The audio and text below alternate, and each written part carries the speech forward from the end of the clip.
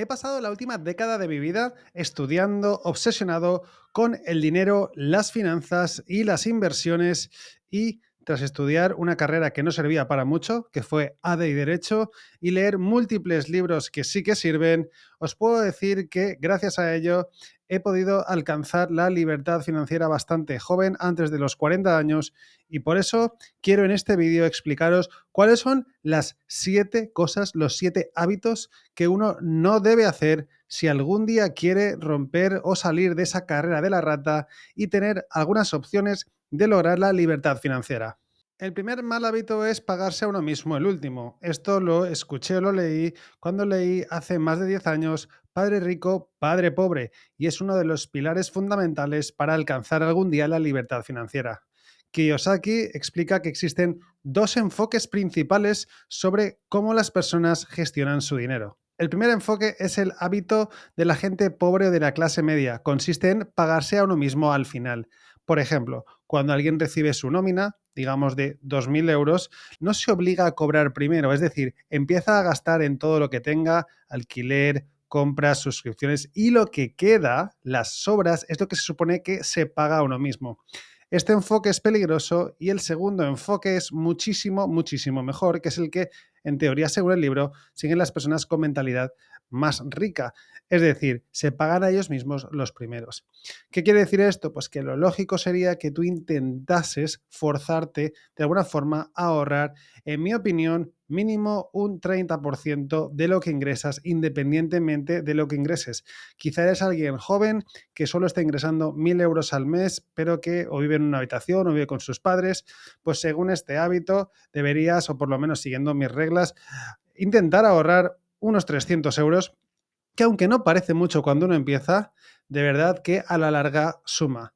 ¿Quiere decir que con esto te vas a hacer rico, vas a alcanzar la libertad financiera? No, pero es que alcanzar la libertad financiera depende de múltiples factores. Algunos de ellos los vamos a explicar en este vídeo. El segundo mal hábito es normalizar la deuda al consumo, incluso sentirse cómodo con ello. Hoy en día parece que todo el mundo vive endeudado y es así porque vivimos en una sociedad muy consumista.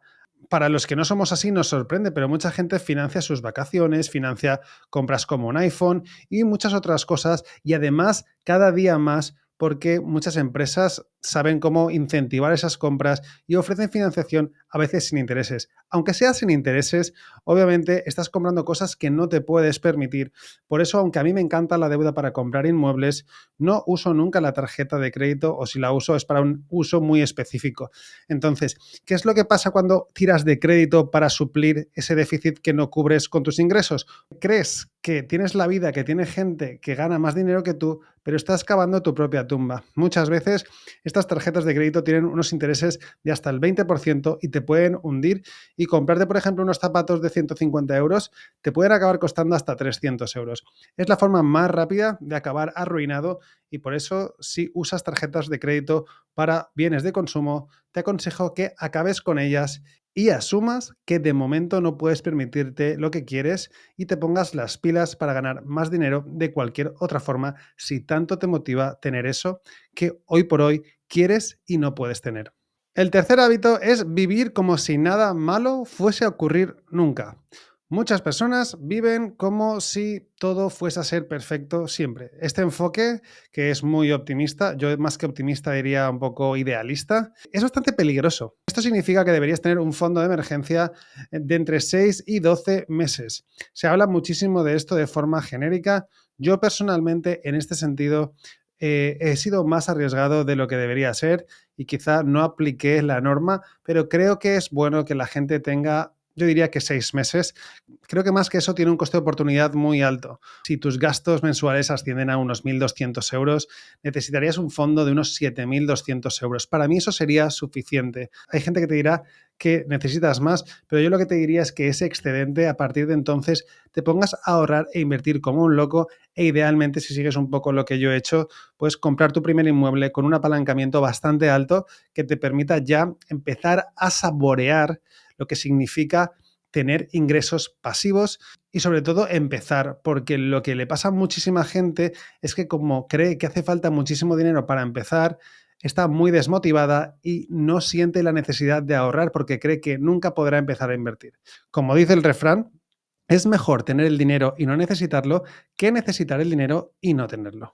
Por eso el fondo de emergencia te va a venir bien, te va a dar tranquilidad y también, que es muy importante, te va a permitir tomar decisiones más arriesgadas que de otra forma no podrías. Y esa libertad de decisión, esa libertad de poder arriesgar un poquito más, siempre va a ser muy buena si quieres crecer financieramente. El cuarto mal hábito financiero es no conocer adecuadamente tus gastos y tus ingresos. Probablemente la gran mayoría de personas que vean este vídeo no saben exactamente cuál es su margen neto. Imaginaos que sois una empresa y tenéis una cuenta de pérdidas y ganancias. Parece muy obvio, pero lo más seguro es que muy poca gente sepa cuánto dinero tiene en base a sus ingresos. Por ejemplo, imaginaos que en una casa entran 6.000 euros al mes y a final de mes tenemos alrededor de unos 1.500 euros.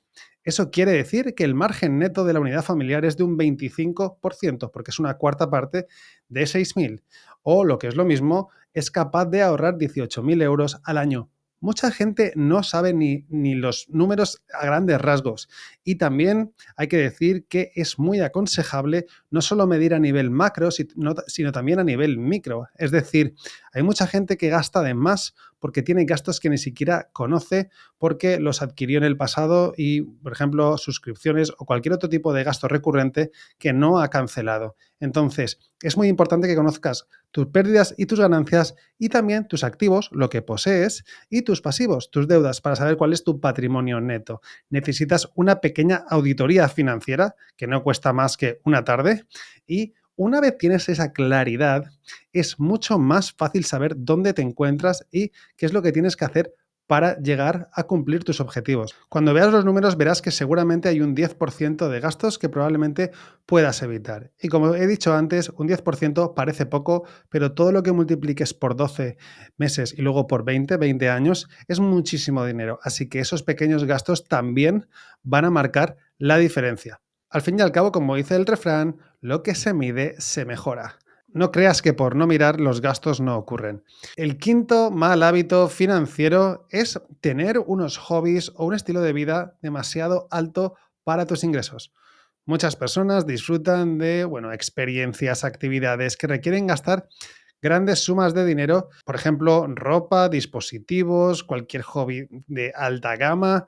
Y si bien es cierto que disfrutar la vida es algo importante, y yo te lo digo por experiencia, que hay que gastar también un poquito para ser feliz, es cierto que cuando estás empezando tienes que ser muy cuidadoso con eso. Tienes dos opciones de mejorar tu vida: ahorrar más o ingresar más. Casi todos los sitios dicen que hay que ahorrar mucho, que hay que tirar de todo tipo de cupones, descuentos, aprovechar cuando la luz baja. Y todo eso está genial, pero en mi opinión viene de la mentalidad de escasez. Ahorrar tiene un límite. En cambio, a la gente le falta más esa proactividad para generar más dinero. Ahí es donde yo creo que tú deberías enfocar tu energía si quieres vivir mejor. O sea, es totalmente lícito que quieras tener un iPhone, que quieras salir a cenar 4 veces al mes, me parece fantástico, pero tienes que poder permitírtelo. Y si no puedes permitírtelo, tienes que apretarte el cinturón. Así que si quieres gastar más, gana más. Pero sobre todo, es muy importante que si llegas a esa fase de empezar a ganar más dinero, no cometas el error que comete todo el mundo de gastarte ese incremento que tienes, esa ganancia extra que tienes por trabajar más o trabajar de forma más inteligente o tener un emprendimiento. Es lo que te va a hacer libre, pero te va a hacer libre solo, repito, solo si no te gastas ese dinero. Es decir, si utilizas ese dinero para multiplicar, para impulsar tu nivel de ahorro e inversión. Si te lo gastas, vas a estar en el mismo lugar. Yo personalmente conozco gente que gana 4.000 euros al mes y que no ahorran más de 500 euros al mes. Es increíble. Que me da igual que puedan ser funcionarios, que tengan la vida más o menos controlada, pero realmente me parece una locura porque nunca sabes lo que puede pasar en el futuro. Entonces, hay que ser responsable financieramente. Una cosa que a mí me sirvió mucho es prometerme a mí mismo de alguna forma que yo viviría siempre en base a una tasa de ahorro, no a mis ingresos totales. Esto significa que cuando ganaba 2.000 euros vivía con 1.500. Cuando subía a 3.000 euros vivía con 2.000 euros. Cuando subía a 4.000, vivía con 3.000 euros. Entonces, intentaba mantener una tasa de ahorro mínima entre el 25 y el 35%. Es por donde me movía. Además, lo mejor es que cuanto más aumentas tus ingresos, puedes gastar mucho más y aún así cumplir con esas tasas de ahorro, que además te permiten, obviamente, porque son porcentajes, ahorrar muchísimo. Gasta lo que puedas, no lo que quieras. El sexto mal hábito financiero es esperar demasiado para invertir. Una vez que ya has ahorrado lo suficiente para tener tu fondo de emergencia, ese colchón que te da la tranquilidad, el siguiente paso es poner ese dinero a trabajar para ti. La inversión es una herramienta muy poderosa para hacer crecer tu patrimonio a largo plazo, pero digamos que retrasar mucho ese inicio puede costarte muy, muy caro. Uno de los principales errores es dejar mucho dinero en el banco porque la gente siente ese sentimiento de seguridad porque está en una cuenta bancaria. Sin embargo, aunque puede estar seguro en el banco, lo cierto es que la inflación va a devorar tu dinero de forma increíble.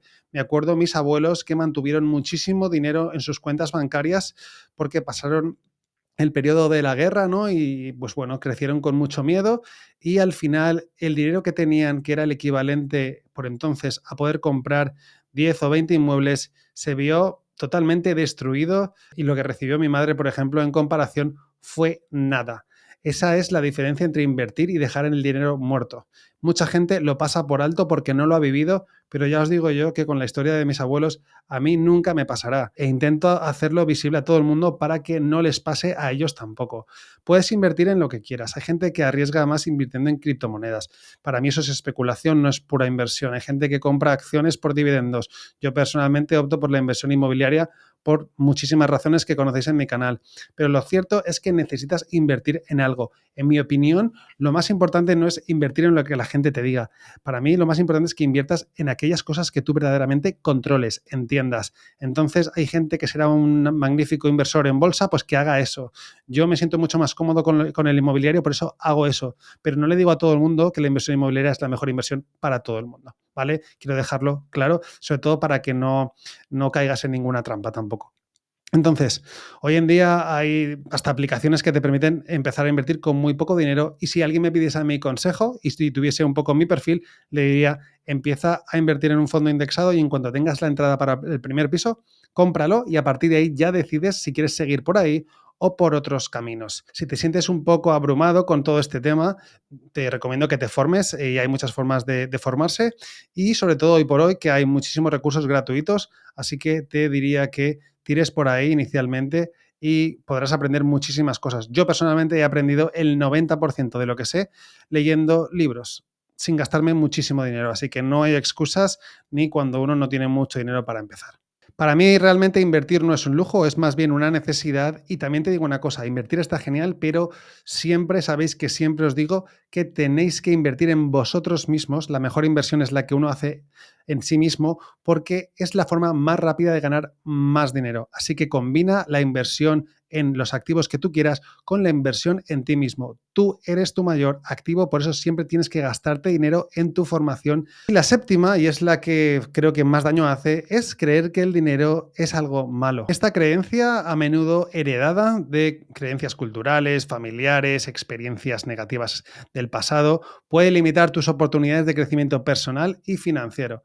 Frases del tipo, el dinero corrompe, todos los ricos son malos, los empresarios son el diablo, bueno, todo esto que además se ve mucho en redes y sobre todo en los medios de comunicación a veces, es totalmente falso. El dinero no es ni bueno ni malo, simplemente amplifica lo que uno es. Por ejemplo, una persona generosa con recursos limitados seguirá siendo generosa. Si tiene más dinero, podrá ayudar a muchísima más gente. Y del mismo modo, alguien irresponsable con poco dinero probablemente sea igual de irresponsable o de mala persona con una gran fortuna. El problema no es el dinero, sino cómo se gestiona y el propósito que le das. Cambiar esta mentalidad es súper importante para mejorar tu relación con el dinero. En lugar de verlo como el enemigo, piensa en él como un aliado que te permite lograr tus objetivos, ya sea viajar, educarte, mejorar tu calidad de vida, ayudar a otros, contribuir al bienestar de tu familia, que es muy importante, de tus amigos, ya sea un poco apoyándoles financieramente o simplemente estando allí para lo que necesiten, ya que tienes más tiempo que la gente que obviamente está ligada a un trabajo. Por ejemplo, imagina a alguien que creció con la idea de que el dinero solo trae problemas porque le pasó a alguien de su familia. Esta creencia le llevaría seguramente a no querer saber nada del dinero, ni aprender de finanzas, ni de inversión, y probablemente que le pasasen por delante oportunidades simplemente porque están relacionadas con el dinero y la riqueza. Pero si esa persona decide cambiar la perspectiva y ve el dinero como una herramienta para construir un futuro estable, puede entonces comenzar a tomar decisiones más conscientes como ahorrar, invertir y educarse financieramente. Recuerda, el dinero en sí no tiene moral. Lo que importa es cómo lo usas. Si lo empleas de forma positiva, puedes multiplicar el impacto que vas a tener sobre la vida de los demás. Leí una historia muy buena en un libro que decía que una persona no sabía si debía dedicarse a crear una empresa o ayudar en África porque esa persona venía de allí. Y se ve que esto era un evento o una conferencia y el speaker, que era un gurú de las finanzas, le dijo, no puedes ayudar con un cubo vacío. Es decir, que los cubos, en la vida hay distintos cubos, pues uno es el de tu riqueza y tu desarrollo profesional. Podrás ayudar más a la gente a la que quieres o a las causas a las que quieras si cubres tus necesidades primero y tienes suficiente riqueza como para tener gran impacto.